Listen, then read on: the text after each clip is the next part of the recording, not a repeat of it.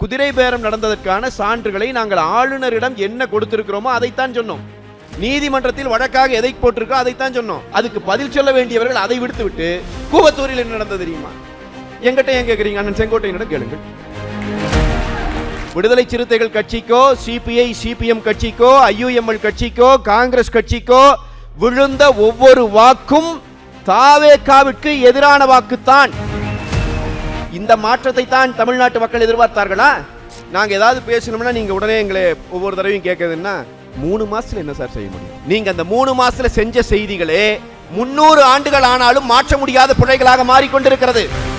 தாவேகாரர்களே பேசுகிற போது என்னங்கிறாங்க, 50 வருஷமா இந்த பிரச்சனையை வச்சு ஓட்டுறாங்க சார், 50 வருஷமா தண்ணி கொண்டு வந்தையா? ஏன்னா ஒரு பக்கம் கூட படிப்பதில்லை என்று சத்தியம் செய்திருக்கிறார்கள். நீங்க எங்கெல்லாம் டாஸ்மாக் கடையை மூடுனேன்னு சொல்றீங்களோ அதுக்கு பக்கத்திலே FL2 திறந்து விட்டுருக்கீங்க, 11 to 11 திறந்து விட்டுருக்கீங்க. மது விற்பனை அதிகரித்திருக்கிறது, அதனால தான் உங்களுடைய டார்கெட் அதிகரிக்குது. அப்படினா பட்ஜெட்ல சொல்லிருக்கணும். பாடணும், இன்னைக்கு 10 ரூபாய்லாம் வாங்குறது இல்லைங்கறாங்க. அது பட்ஜெட்ல சொல்லிருக்கணும். மாற்றம் வந்திருக்கிறது என்று சொன்னார்கள். கருத்து பேசுவதற்கு கூட காவல்துறையின் அனுமதியை வாங்கித்தான் பேச வேண்டும் என்கிற அளவுக்கு மாற்றம் வந்திருக்கு. சார் உண்மையா சொல்றேன், இதுல நீங்க என்னமோ நீங்க திட்டினாலும் சரி, நீங்க என்னத்தையோ பேசிட்டு போங்க. ஆனா நான் சொல்றேன், சத்தியமா அரசியல் என்பது சினிமா இல்ல சார்.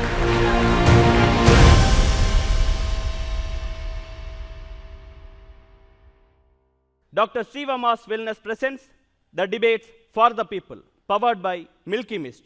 ஆயுர்வேதம் ஒரு பொக்கிஷம், நம் ஆயுள் நீட்டிக்கும் அற்புதம். டாக்டர் ஸ்ரீவர்மாஸ். இது என்ன பாயசத்துக்கா? இதுதாமா பாயசத்தோட secret. Sweet and condensed milk from Milky Mist. பார்த்தாலே தெரியுது நல்ல சூப்பர் பாயசம். Sweet and condensed milk from Milky Mist. தாவேகாவினுடைய அரசு அமைவது என்பது மிகுந்த எதிர்பார்ப்போடு அமைக்கப்பட்ட அரசு. அதை நாங்கள் முதலில் ஏற்கிறோம். ஆனால் என்னவென்றால் மக்கள் முழுமையாக 118 இடங்கள் கொடுத்து அவர்களை ஆட்சி அமைக்க சொல்லவில்லை. மாறாக அது 108 இடங்களிலே இருந்தது. சரியாக சொன்னால் 107 இடங்கள் என்று வந்தால் பிறகு ஊடகவியலாளர்கள் நீங்கள் எல்லாம் சேர்ந்து ஒரே போர்டாக போட்டீர்கள். அவர்களுக்கு தானே அதிகமாக இருக்கிறது, எனவே அவர்கள் தானே ஆட்சி அமைக்க மக்கள் சொல்லி இருக்கிறார்கள் என்று சொன்னீர்கள். உண்மையில் மக்கள் அப்படி சொல்லவில்லை. மக்கள் சொன்னது குடியரசுத் தலைவர் ஆட்சி தான். அது நாம் அதுக்கப்புறம் அது வர வேண்டாம் என்று நாங்களும் நினைத்தோம், திமுகவும் நினைத்தது, எல்லாரும் நினைத்தார்கள் தமிழ்நாட்டில். அது தமிழ்நாட்டினுடைய தொடர்ச்சி, நம்முடைய வரலாற்று தொடர்ச்சி. எனவே நினைத்தோம். அப்புறம் அதன் பிறகு நீங்கள் கொஞ்சம் பேரை எல்லாம் இங்கே இருந்து கூட்டிக் கொண்டு போனீர்கள், அங்கே ஆட்சி அமைத்தீர்கள். அதிலேயே பல குறைபாடுகளை நாங்கள் மீண்டும் மீண்டும் சுட்டிக்காட்டியிருக்கிறோம். விடுதலை சிறுத்தைகள் கட்சிக்கோ, சிபிஐ சிபிஎம் கட்சிக்கோ, ஐயுஎம்எல் கட்சிக்கோ, காங்கிரஸ் கட்சிக்கோ விழுந்த ஒவ்வொரு வாக்கும் தாவேகாவிற்கு எதிரான வாக்குத்தான். அந்த வாக்குகளை பெற்று வந்தவர்களை நீங்கள் கூட்டி போனீர்கள். ஆனாலும் அதை நாங்கள் குறை சொல்லவில்லை. ஏன் குறை சொல்லவில்லை என்றால் அது சட்டப்படி பிழை இல்லை. எனவே நாங்கள் அதை குறை சொல்லல. சட்டப்படி பிழை இல்லை, அந்த கட்சிகளோடு தான். எனக்கு முன்னாடி தம்பி குறிப்பிட்டதை போல அண்ணா திராவிட முன்னேற்ற கழகத்தில் நீங்கள் குதிரை பேரத்தையே நடத்தினீர்கள். இதுவே நான் சொல்லுகிறேன், மாபெரும் ஏமாற்றம். மக்கள் எதை நினைத்து வாக்களித்தார்களோ அந்த திசையிலே நீங்கள் கொடுத்த மாபெரும் ஏமாற்றம். இந்தியாவினுடைய அரசியலமைப்பு சட்டத்தையே நீங்கள் கேவலப்படுத்தினீர்கள்.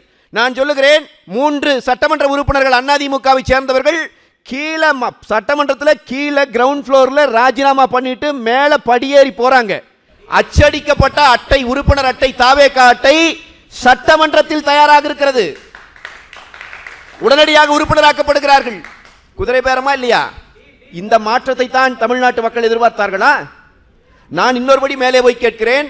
அமமுக என்கிற ஒரு கட்சி, அந்த கட்சியினுடைய சட்டமன்ற உறுப்பினரை காணவில்லை என்று சொல்லி திடீரென்று ஒரு நாள் இரவு ஆளுநர் மாளிகை முன்னால் அண்ணன் டிடிவி தினகரன் அவர்கள் நின்றார்.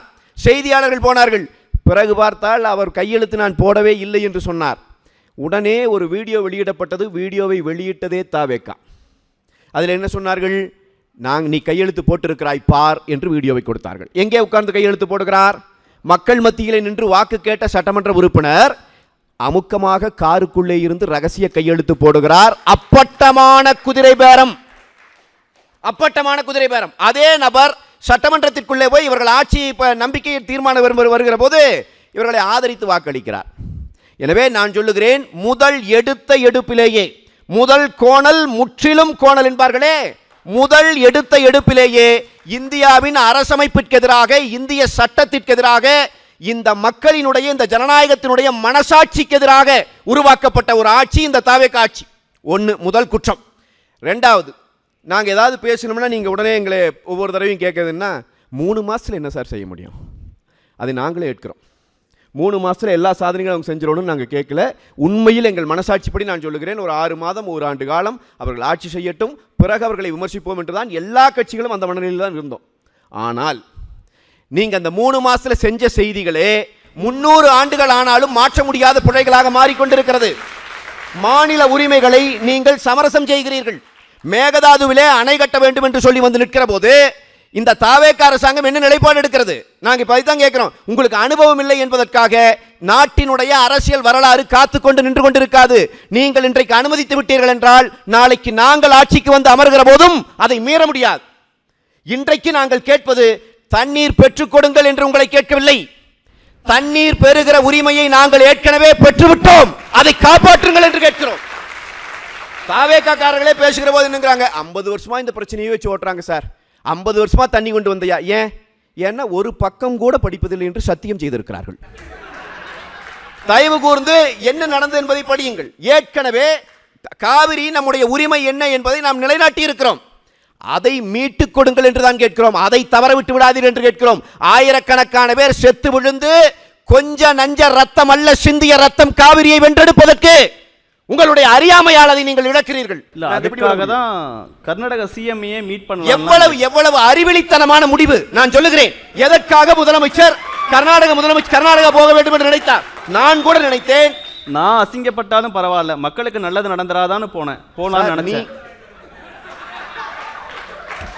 நான் கூட இவர்கள் செய்தி தொடர்பாளர்கள் இங்கே வந்து எங்கள் முதலமைச்சர் 3ஆம் தேதி போக போகிறார் என்று சொன்னபோது இவர்கள் தவறான செய்தியை சொல்லுகிறார்கள் போல இருக்கிறது, அரசு அந்த நிலை எடுக்காது என்று நினைத்தேன். அதன் பிறகு கூட நான் என் மனதை தேர்த்தி கொண்டேன். சரி, ஏதோ அவங்க கூப்பிட்டுருப்பாங்க போல இருக்குது காங்கிரஸ்காரங்கன்னு. ஆனால் சட்டமன்றத்திலே எழுந்து முதலமைச்சர் பேசுகிறார், நானாகத்தான் போக வேண்டும் என்று நினைத்தேன். சார், உண்மையாக சொல்கிறேன், இதில் நீங்கள் என்னமோ நீங்கள் திட்டினாலும் சரி, நீங்கள் என்னத்தையோ பேசிட்டு போங்க. ஆனால் நான் சொல்கிறேன், சத்தியமாக அரசியல் என்பது சினிமா இல்லை சார். அவரு முதலமைச்சர் பேசுகிற போது பேசுறாரு, சட்டமன்றத்தில் நின்று பேசுறாரு, 2 நாடுகளுக்கு இடையே இருக்கிற பிரச்சனையே பேசி தீர்க்கப்படுகிற போது 2 மாநில பிரச்சனைகளை பேசி தீர்க்க முடியாதா என்று நினைத்தேன். மாண்புமிகு முதலமைச்சர் அவர்களே, அது ஏற்கனவே தீர்க்கப்பட்ட பிரச்சனை. அதிலே நமக்கு சட்டப்படியான தீர்ப்பு இருக்கிறது. அந்த தீர்ப்பை நிலைநாட்ட வேண்டிய இடத்தில் இந்த நாட்டினுடைய முதலமைச்சர் என்கிற மாண்புமிகு முதலமைச்சர் என்கிற இடத்தில் நீங்கள் இருக்கிறீர்கள். நீங்கள் அவமானப்படுவதை நீங்கள் ஏற்றுக்கொள்ளலாம், நாங்கள் ஏற்றுக்கொள்ள முடியாது. எங்கள் மாநில முதலமைச்சர் அவமானப்படுவதை நாங்கள் ஏற்றுக்கொள்ள முடியாது. தமிழ்நாட்டு இதுவா மாற்றம்? மக்கள் விரும்பின மாற்றம் இதுவா? எம்ஜிஆர் போனாரு, அதே மாதிரி நானும் போலாம். இது ஒரு கேள்வி. எம்ஜிஆர் அவர்கள் எப்ப போனாரு? நீங்களும் நானும் வழக்காடு மன்றத்துக்கு போறோம், நீதிமன்றத்துக்கு போறோம். நீதியரசர் எனக்கு தீர்ப்பு கொடுத்துட்டாரு. இப்போ நீங்க என்னை பார்த்து சொல்றீங்க, வா பேசிக்கலாம். போனா நான் பைத்தியக்காரனா இல்லையா? நான் தீர்ப்பு வாங்கி வச்சிருக்கேன். அப்ப புரட்சி தலைவர் போனார் என்று சொன்னால் அன்னைக்கு இந்த வழக்குகள் வராத காலம், சுமூகமாக பேசுவதற்கான வாய்ப்புகள் இருந்த காலம். இன்னைக்கு நீங்க திடீர் என்று ஒரு அரசை அமைக்க முடியாது சார், நமக்கு ஒரு பெரிய தொடர்ச்சி இருக்குது. அப்ப சட்டப்படியாக கிடைத்த உரிமையை நீங்கள் இழக்கிறீர்கள். இதை நாங்கள் சுட்டிக்காட்டலாமா கூடாதா? இல்ல, மாநில உரிமையிலேயே பிரச்சனை இருக்குன்னு சொன்னீங்க. டீலிமிட்டேஷனுக்கு எம்பிக்கள் கூட்டத்தெல்லாம் போடுறாங்க, நீங்க தான் புறக்கணிக்கிறீங்க. இது நீங்க கல்யாண சுந்தரம் மறந்துடுவாரான்னு சொல்லி இவர் எடுத்து கொடுத்துட்டு ஏங்க, மாநில உரிமையை முழுவதுமாக காவிரி இஷ்யூவில் நீங்கள் காம்ப்ரமைஸ் பண்ணிட்டீங்க. ஜூன் 12ஆம் தேதி திறக்க வேண்டிய தண்ணீர் 9 TMC நமக்கு தண்ணி வந்திருக்குன்னு வரல. ஜூலையில் 20 TMC தண்ணி வந்திருக்குன்னு வரல. 30 TMC தண்ணி வரல. ஒரு சொட்டு தண்ணி கூட தர முடியாதுன்னு கர்நாடக முதலமைச்சர் நேரடியாக அறிக்கை விட்டு விட்டார். மேகதாதுவில் அணை கட்டுவதை தடுப்பதற்கு தமிழர்களுக்கு உரிமை கிடையாது. இந்த ஸ்டேட்மெண்ட் அப்படியே சொல்லிட்டார் கர்நாடக முதலமைச்சர். நீங்கள் வாயே திறக்கல, நீங்களும் வாய் திறக்கல, உங்கள் கூட இருக்கிற காங்கிரஸ் கட்சியும் வாய் திறக்கல, 2 பேரும் சேர்ந்து தான் இந்த வேலையை செஞ்சுட்டு இருக்கிறீங்க. இப்போ டீலிமிட்டேஷனுக்கு நாங்கள் என்ன கேட்டோம்? இந்த காவிரி பிரச்சனையில் அனைத்து கட்சி கூட்டத்தை கூட்டுங்கன்னு கேட்டோம். அனைத்து கட்சி கூட்டத்தை கூட்டுறது மட்டுமல்ல, விவசாயிகளையும் விவசாய சங்கங்களையும் சேர்த்து கூப்பிடுங்கள் என்று புரட்சி தமிழர் எடப்பாடியார் கோரிக்கை வைத்தார். ஏன் சொன்னோம்? கடந்த காலங்களில் இது நடந்திருக்கிறது. அப்போ கூப்பிடுங்க, அடுத்தபடி சட்டப்படியாக என்ன நடவடிக்கை எடுக்கணுங்கிறத பார்க்கலான்னு சொன்னால் அதுக்கு அனைத்து கட்சி கூட்ட மாட்டாங்க. ஏன் கூப்பிடல? அதுக்கு பதில் சொல்லுங்க. எனக்கு ஏன் அனைத்து கட்சி கூப்பிடலைங்கிறது பதில் சொல்லணும் இவங்க. ரெண்டாவது, இப்போ டீலிமிட்டேஷனுக்கு நாங்கள் அனைத்து கட்சியை கூப்பிட்டோம், இவர்கள் வரவில்லை. அனைத்து கட்சி கூட்டம் கூட்டப்பட வேண்டும் என்றால் யாரை கூப்பிட வேண்டும்? தலைவர்கள், கட்சி தலைவர்களுக்கு தானே அழைப்பு கொடுக்கணும். நீங்க குதிரை பேரம் செஞ்சு செஞ்சு செஞ்சு செஞ்சு உங்களுக்கு அது பழகிருச்சு. நீங்க நேரடியா கடிதமே யாருக்கு எழுதுறீங்க? எம்பி எழுதுறீங்க. எம்பி எப்படி சார் டெசிஷன் எடுப்பார்? எம்பி எப்படி சார் கட்சியினுடைய தலைமை இல்லாம, கட்சி கொறடா உத்தரவு இல்லாம எம்பி எப்படி சார் டெசிஷன் எடுத்தார்? அங்கே போய் குதிரை பேரமாயிராதா? அவருடைய பதவி பறி போயிராதா? டீலிமிட்டேஷனுக்கு முதல்ல இப்ப என்ன ஸ்ட்ரக்சர் உங்க கையில் இருக்கா? என்ன வந்திருக்குன்னு தெரியுமா உங்களுக்கு? எதுக்கு இப்ப அனைத்து கட்சி கூட்டம்? எனக்கு புரியலையே. பிரச்சனை வந்துருச்சு, பிரச்சனை இருக்கு, இருக்கிற பிரச்சனைக்கு அனைத்து கட்சி கூட்டத்தை கூட்டுங்கிறோம், கேட்கவே இல்லை. டீலிமிட்டேஷன் என்ன, இன்னும் ப்ரொபோசல் என்னன்னே தெரியல. அனைத்து கட்சி கூட்டம் கூட்டம்னு எல்லா எம்பிக்கு நீங்க கடிதம் எழுதுறீங்க. எம்பி எப்படி கலந்துக்க முடியும் அதுல? அப்ப உங்களுடைய நோக்கமே என்னவா இருக்கு? உங்களுடைய நோக்கமே பிழையாக இருக்கிறது. அதே போல் நான் சொல்லுகிறேன், இந்த நாடு எந்த திசை வழியில் போக வேண்டும் என்று மக்கள் ஒரு கனவு கண்டார்கள். அதனால்தான் ஒரு மாற்றம் வேண்டும் என்று கேட்டார்கள். உண்மைதான், 2 கட்சியும் வேண்டாம், இல்லாம இன்னொன்று ட்ரை பண்ணி பார்க்கலாங்கிற மக்கள் அந்த நிலைக்கு போனாங்க. நான் கேட்கிறேன், அந்த மாற்றம் கிடைத்திருக்கிறதா? இதே திரு விஜய் அவர்கள் அவர் பிரச்சாரம் செய்கிற போது, நாங்கள் ஆட்சிக்கு வந்தால், ஆட்சிக்கு வந்த அடுத்த நிமிடம் தொட்டு தமிழ்நாட்டில் இருக்கிற அனைத்து பேருந்துகளிலும் இலவசமாக பயணிக்கலாம் என்று பேசியது உண்மையா இல்லையா? அவருடைய வாக்குறுதியில் இருக்கிறதா இல்லையா? பட்ஜெட்டில் இருக்கா? இவங்க எங்ககிட்ட எம்எல்ஏ மட்டும் திருடலீங்க, எங்க தேர்தல் வாக்குறுதியவே திருடிட்டாங்க. எங்களுக்கு தெரியும் எப்படி கொடுக்கறதுன்னு தெரியும், எப்படி ஃபண்ட் ஜெனரேட் பண்றதுன்னு தெரியும். தெரிந்துதான் நாங்கள் வந்தார் மகளிர் உதவித்தொகையாக, அந்த உரிமை தொகையாக 2000 ரூபாய் தருவோம்னு. உடனே இவங்க இங்க உட்காந்துட்டு, இந்த ஒரு படத்தில் வடிவேல் உருவார்ல, இளநீ உருவார்ல, அந்த மாதிரி இது. நாங்கள் போட்ட உடனே இந்த பக்கம் இருந்து நாங்கள் வந்தால் 2500 தருவோம் சொன்னீர்களா இல்லையா? நாங்கள் ஆட்சிக்கு வந்தால் 3 சிலிண்டர்கள் ஒவ்வொரு குடும்பத்திற்கும் விலையில்லா சிலிண்டர்கள் இலவசமாக நாங்கள் தருவோம். அதிமுக நாங்க சொன்னது, அதிமுக 3 சிலிண்டர், அடுத்த நாள் இவங்க தேர்தல் அறிக்கை 6 சிலிண்டர் தருவோம். படித்து முடித்து வேலை வாய்ப்பகத்திலே பதிவு செய்திருக்கிற இளைஞர்களுக்கு வேலை இல்லாமல் இருந்தார்கள் என்றால் அவர்களுக்கு உதவித்தொகை தருவோம், நாங்கள் 4000 தருவோம். அட, எதை சொன்னாலும் இப்படியே பேசிவிட்டு இதில் ஏதாவது ஒன்று பட்ஜெட்டில் இருக்கிறதா? கொடுத்த 5 வருஷம் இருக்குல்ல, 100 நாளைக்குள்ள எல்லாத்தையும் எதிர்பார்க்க கூடாது. 20 விழுக்காடு வாக்குறுதி நிறைவேற்றப்பட வேண்டும் இல்லையா? 5 வருஷம் தானே உங்களுக்கு. முதல் வருஷ பட்ஜெட்டினுடைய எதிர்பார்ப்பிலாவது இதெல்லாம் இருந்திருக்கணும் இல்ல? தாய்மாமன் தங்க மோதிர திட்டம், அண்ணன் சீர், இதெல்லாம் வருது இல்ல? உண்மையிலேயே தினேஷ் ஏதோ வேலை செய்யறார். நீங்க வேற ஏதாவது சொல்லாதீங்க.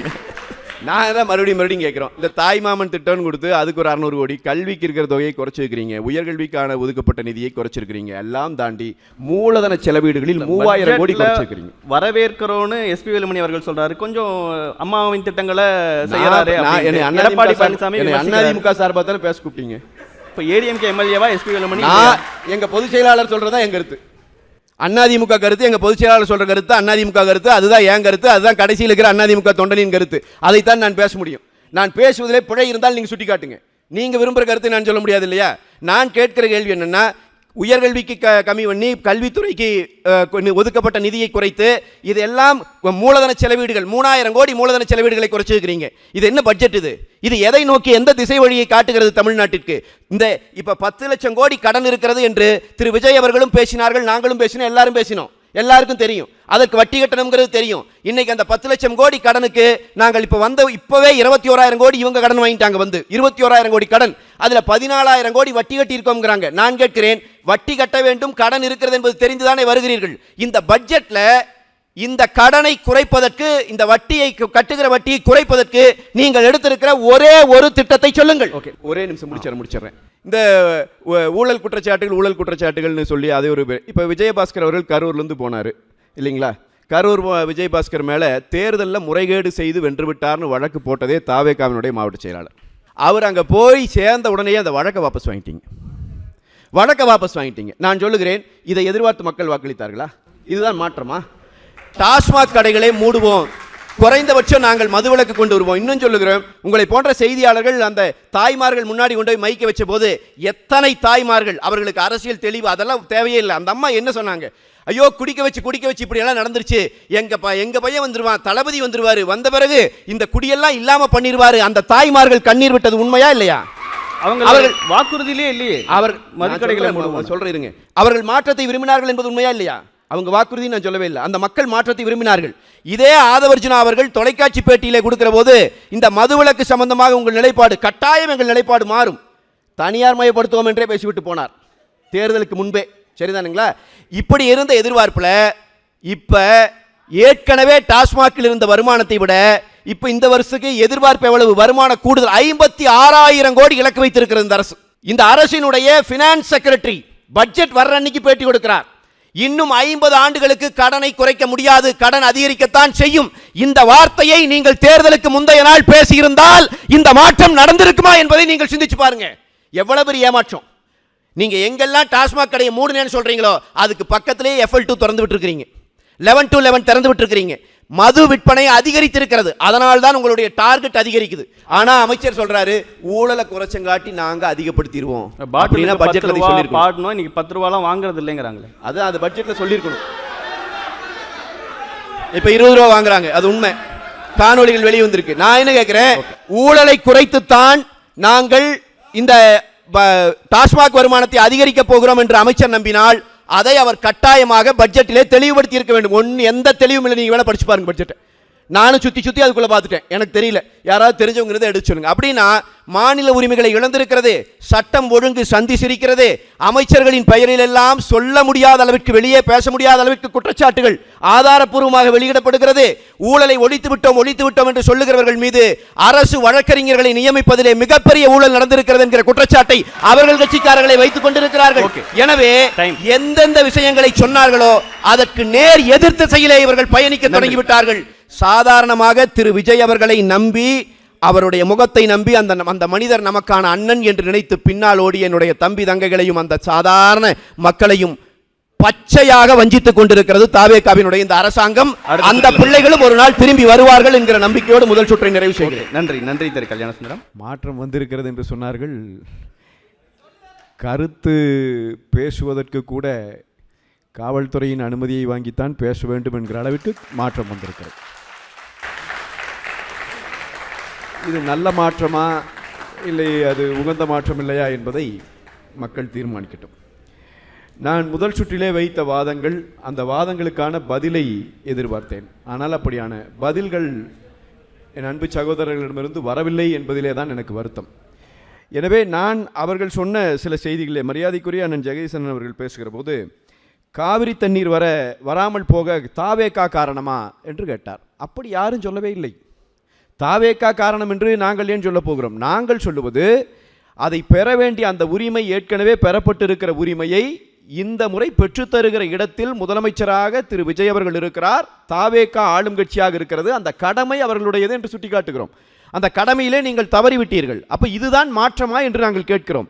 இதை நீங்கள் 3 பேருமே எங்களுக்கு முன்னாடி இருந்த அரசுகள் குறித்து அவர்கள் பாணி விமர்சனங்களை வைக்கிறார்கள். இப்போ இதை டிஃபெண்ட் பண்ணுறதுங்கிறது பெரிய விஷயம் இல்லை. ஏன்னா கடந்த 5 ஆண்டுகளாகவும் இதைத்தான் செய்து கொண்டிருந்தோம். இதெல்லாம் முடிஞ்சு மக்கள் தீர்ப்பு உங்களுக்கு வாய்ப்பு கொடுக்கப்பட்ட பிறகு இன்னும் நீங்கள் எதிர்க்கட்சி போலவே அவர்களை பார் இவர்களை. நான் குதிரை பேரம் நடந்ததற்கான சான்றுகளை நாங்கள் ஆளுநரிடம் என்ன கொடுத்திருக்கிறோமோ அதைத்தான் சொன்னோம். நீதிமன்றத்தில் வழக்காக எதை போட்டிருக்கோ அதைத்தான் சொன்னோம். நீங்க என்னங்கிறீங்க? இப்ப அதுக்கு பதில் சொல்ல வேண்டியவர்கள் அதை விடுத்து விட்டு கூவத்தூரில் என்ன நடந்தது தெரியுமா? எங்கிட்ட ஏன் கேட்குறீங்க? அண்ணன் செங்கோட்டையனிடம் கேளுங்கள். இப்ப புதிதாக கூட்டிட்டு போயிருக்கிற விஜயபாஸ்கர்களிடம் கேளுங்கள். இப்படித்தான் இதுக்கு பதில் சொல்லும். இல்ல பக்கத்துல மரியாதைக்குரிய அண்ணன் இருக்கிறார், அன்றைக்கு அவர் உள்ள இல்லை என்றாலும் அவரிடம் கேளுங்கள். என்ன பதில் சொல்ல முடியாது என்கிற நிலை வருகிற போது ஒரு எல்லல் தொனியிலே எதிர்க்கட்சிகளை வசைபாடுவதன் மூலமாக நாம் தப்பித்துக் கொள்ளலாம் என்று நினைப்பது ஒரு ஆளுங்கட்சிக்கு அழகல்ல என்பதைத்தான் நான் சுட்டிக்காட்ட விரும்புகிறேன். அதே போல நிறைய செய்திகள் மரியாதைக்குரிய எங்களுடைய அண்ணன் வைகை செல்வன் அவர்கள் அவர் குறிப்பிடுகிற போது நிறைய சொல்லிக்கொண்டே வந்தார். திடீரென்று ஏன் சொன்னான்றது தெரியவில்லை. அண்ணாவின் கொள்கை அதிமுகவில் இருக்கிறதா என்று கேட்டார். நான் அண்ணனுக்கு நினைவுபடுத்த விரும்புகிறேன். நீங்கள் யாரிடம் கொள்கை இல்லை என்று சொன்னீர்களோ அவர்தான் இந்தியாவின் வரலாற்றில் எந்த முதலமைச்சரும் செய்யாத வகையில் தான் ஆட்சி செய்த 4 வருடத்தில் 2 வருடம் கொரோனாவிலே போய்விட்ட போதும் மீதி இருந்த 2 வருடத்தில் 11 மருத்துவக் கல்லூரிகளை தமிழ்நாட்டில் கொண்டு வந்தார். அவர்தான் 68 கலைக்கல்லூரிகளை கொண்டு வந்தார். அவர்தான் 33 கூட்டு குடிநீர் திட்டங்களை நிறைவேற்றினார். அவர்தான் நீட் தேர்வில் 7.5 விழுக்காடு உள்ளிடஒதுக்கீடை கொண்டு வந்தார். அந்த நீட் தேர்வில் 7.5 விழுக்காடில் தேர்ச்சி பெறுகிற மாணவர்களுக்கு சுத்தமாக கட்டணமே இல்லை, சுழியம் என்கிற நிலையை அவர்தான் கொண்டு வந்தார். அவருடைய ஆட்சி காலம் தான். நான் சொல்லுகிறேன், யாரோ சிலர் போய்விட்ட காரணத்தால் அதிமுகவில் அண்ணாவின் கொள்கை போய்விடாது, அண்ணா திராவிட முன்னேற்ற கழகம் கொள்கையோடு நாங்கள் உறுதியாக நிற்கிறோம். என்னுடைய கடைசியாக நான் இவங்க சொன்ன செய்திகளை சொல்லிட்டு போகிறேன். லஞ்ச லாவண்யம் தலைவிரிச்சு அடித்து நாங்கள் ஒரே ஒரு சின்ன எடுத்துக்காட்டை சொல்லுகிறேன். இப்போ சமீபத்தில் கான்ட்ராக்டர்கிட்ட லஞ்சம் வாங்குகிற ஒரு தாவேகா நிர்வாகியினுடைய வீடியோவை அந்த கான்ட்ராக்டர் எடுத்து வெளியே போட்டிருந்தார். அந்த நிர்வாகி மீது நடவடிக்கை எடுத்து விட்டோம், அவரை நீக்கிவிட்டோம் என்று தாவேகா அறிவித்தது. நேற்றைய தினம் அந்த நிர்வாகியின் மனைவிக்கு அதே பதவி கொடுக்கப்பட்டிருக்கிறது. லஞ்ச லாவண்யத்திற்கு எதிராக இருக்கிற தாவேகாவின் நிலைப்பாடு இதுதான் என்றால், நான் மீண்டும் அழுத்தம் திருத்தமாக சொல்லுகிறேன், உங்கள் மீது எங்களுக்கு எந்த காழ்ப்புணர்ச்சியும் இல்லை. நீங்கள் உங்கள் திசை வழியை சரி செய்து கொள்ள வேண்டும் என்கிற ஒரு எதிர்க்கட்சிக்குரிய என்ன அக்கறை எதிர்க்கட்சிக்கு இருக்க வேண்டுமோ அந்த அக்கறையோடு நாங்கள் உங்களுக்கு இதை சுட்டி காட்டுகிறோம். உங்களுடைய முதல் பயணம் தொடங்கி இருக்கிற பயணம் தவறான பாதையிலே தொடங்கி இருக்கிறது. நீங்கள் இந்த நாட்டிலே போட்டிருக்கிற பட்ஜெட் மிக மிக மோசமான பட்ஜெட். நீ ஒரே செய்தி முடிச்சிடுறேன். நீங்க அதே மாதிரி காங்கிரஸ் கட்சி 60 வருஷத்துக்கு முன்னாடி தமிழன் தான் கண்டுபிடிச்சான். காங்கிரஸ் கட்சிங்கிறது இந்த மண்ணுக்கு மிகப்பெரிய கெடுதல் என்று கண்டுபிடித்தவனே தமிழன் தான். அந்த கட்சி 60 வருஷமா தமிழர்கள் புறக்கணிச்சார்கள். ஐயா கருணாநிதி கூட 2006 2011 வரைக்கும் அது மைனாரிட்டி கவர்மெண்ட் தான். ஆனாலும் கூட காங்கிரஸை அவர் அமைச்சரவைக்குள்ள விடல. ஏன் தெரியுங்களா? அவருக்கு தெரியும். அப்ப இந்த 60 ஆண்டு காலம் என்ன நடந்துச்சு? இப்ப அண்ணன் ஜெகதீசன் கூட சொல்லும்போது 3 பேரையும் ஒரே வரிசையில் உட்கார வைத்து விட்டோம் என்று சொன்னார். அதிலே ஒன்றும் இல்லை. இப்போ கூட நீங்கள் தமிழ்தாய் வாழ்த்துக்கு தீர்மானம் கொண்டு வருகிற போது நாங்கள் எல்லாரும் ஆதரித்தோம். இந்த வரிசையிலே தான் அங்கே தாவேகாவும் உட்கார்ந்து கொண்டிருந்தது. தாவேகாவை ஆதரிக்க நாங்கள் தயங்கவில்லை. அது தமிழருக்கு நல்லது நடக்கும் என்று சொன்னால் நாங்கள் ஆதரித்தோம். ஆனால் எந்த வரிசை எங்களுக்கு கடினமாக இருக்கிறது தெரியுமா? இனப்படுகொலை செய்தவர்கள் என்று நீங்கள் குறிப்பிட்டு சொன்னீர்கள். அந்த வரிசையிலே காங்கிரஸ்காரனை உட்கார வைத்திருக்கிறீர்களே, அதுதான் தோழர்களே உண்மையிலேயே சுடுகிறது. அந்த காங்கிரஸ் எந்த அளவிற்கு 60 ஆண்டு காலம் இந்த இந்தியாவை ஒட்டுமொத்தமாக நாசம் செய்ததோ அதன் மூளையாக செயல்பட்டு கொண்டிருந்த மான்டேக் சிங் அலுவாலியாவை கூட்டி வந்து இன்றைக்கு நீங்கள் பொருளாதார குழுவினுடைய தலைவருக்கு போடுகிறீர்களே, அவர்தான் இந்த நாட்டை சீரழித்த அந்த பொருளாதார கொள்கையினுடைய தலைமகன் என்பதை மட்டும் நினைவுபடுத்தி, எனவே தவறான பாதையில் பயணிக்கிறீர்கள், அதை மாற்றிக்கொள்ள வேண்டும். 200வது நாளிலாவது நாங்கள் எல்லாம் தாவேகா அரசை வாழ்த்துகிற அளவிற்கு உங்கள் அரசு இருக்க வேண்டும் என்று கேட்டு நிறைவு செய்கிறேன்.